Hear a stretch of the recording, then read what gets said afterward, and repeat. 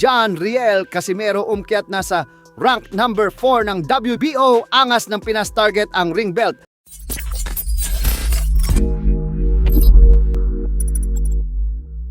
So isang napakagandang balita nga po para sa ating mga Pinoy boxing fans.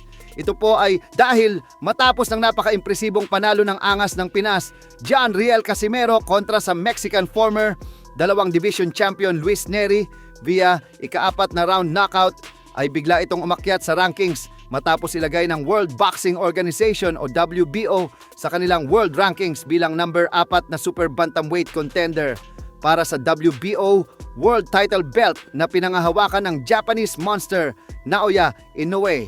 Ibig sabihin po niyan ay opisyal na ulit na contender si Casimero para sa isang titulo at kampyonato ni Inoue.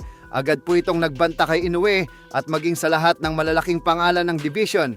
Ito po ay dahil nagpost ito sa kanyang official Facebook page ng ensayo niya at may caption na magtago na kayo pugot ulo. Bukod dyan ay pinasigundahan niya pa ito ng post na papalapit na daw ang milyones ng dahil sa pag-akyat niya sa rankings. Ngayon, dito na natin makikita kung kakasa na ba talaga si Inoue.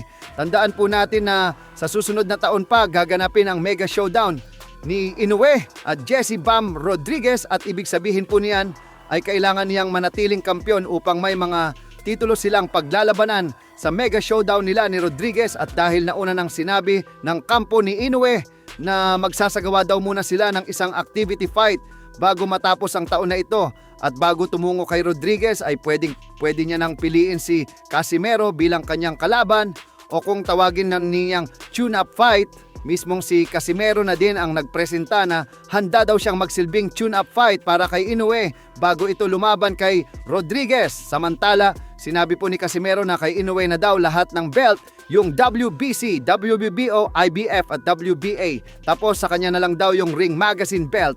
Panay nga po mention ni Casimero sa Ring Magazine, kaya siguro yan nasabi ni Casimero. Bukod tanging Ring Magazine lang po kasi ang pumapansin kay Casimero, kaya parang yan na po ngayon ang target ni Casimero. Hindi na nakapagtataka kapag sa susunod na laban ni Casimero manalo ulit siya ng impresibo. Malamang ipasok na siya ng Ring Magazine sa ranking, baka nga gawin pang ambasador si Casimero ng Ring Magazine kapag tuloy-tuloy ang magandang panalo niya.